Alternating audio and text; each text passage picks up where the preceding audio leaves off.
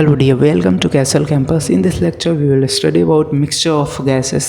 ये जनरली देखा जाए तो मेरे सेमेस्टर का पार्ट नहीं है, लेकिन इससे बहुत सारे न्यूमेरिकल्स आते रहते हैं बिकॉज ये 12th क्लास में जो है पढ़ना है हमें जो चैप्टर है, और इस पर बहुत सारी न्यूमेरिकल पूछी जाती है या फिर इसका यूज होता है। तो सबसे पहले आपको पता है वेंडर वाल इक्वेशन अपने 12th में पढ़ा होगा, क्या होता है P + A/V² into V - P = RT, मतलब PV = RT जो फॉर्मूला होता है। तो वेंडर वाल जो थे उन्होंने बताया कि ये फुल्ली करेक्ट नहीं है, इसके लिए P में कुछ एडिशन करना होगा, यानी प्रेशर में A/V² का एडिशन करना होगा, और वॉल्यूम में एक टर्म है पैरामीटर B, उसको माइनस करना होगा। आगे देखेंगे क्या होता है।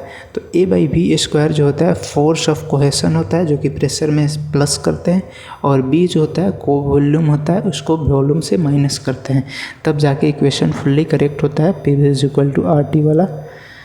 ठीक है, तो इस तरीके से इन्होंने बनाया। और B जो को वॉल्यूम है इसको VC/3 भी मतलब बोल सकते हैं या फिर होता है, तो इसको VC को क्रिटिकल वॉल्यूम बोलते हैं। तो B = क्रिटिकल वॉल्यूम बाई 3।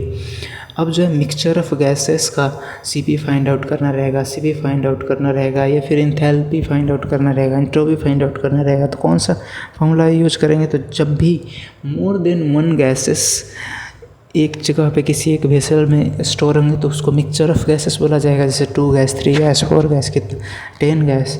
तो अगर CP फाइंड आउट करना है मिक्सचर का तो ये फॉर्मूला यूज करेंगे M1CP1 + M2CP2 + M3CP3 divided by M1 + M2 + M3 ... जितना गैसेस है उस मिक्सचर में। अगर CP फाइंड आउट करना रहेगा तो सेम उसी तरीके से M1CP1 + M2CP2 + M3CP3 divided by M1 + M2 + M3 like this.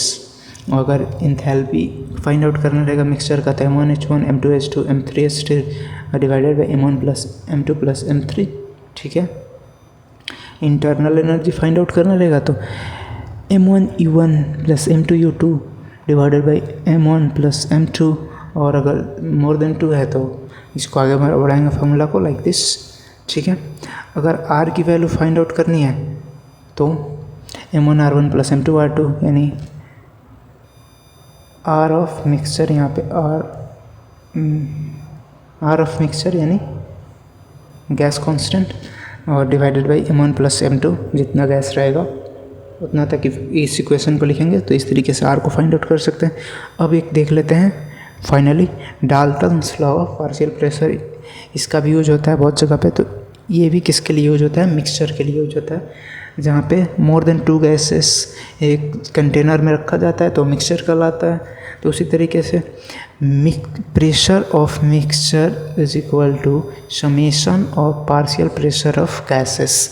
Dalton's ने इक्वेशन दिया, तो अगर 3 गैसेस का मिक्सचर है तो total pressure of mixture = P1 for gas 1, P2 for gas 2 + P3 for gas 3। ठीक है, summation of partial pressure of gases होता है। और मोल फ्रैक्शन निकालना रहे, अगर मान लेते हैं मिक्सचर में किसी गैस का N1 मोल है, दूसरे गैस का N2 मोल है, तो अगर मोल फ्रैक्शन निकालना है फॉर गैस 1 तो हो जाएगा N1 divided by mole of mixture, तो N1 + N2, मतलब मोल ऑफ दैट गैस जिसका मोल फ्रैक्शन निकालना है divided by mole of mixture.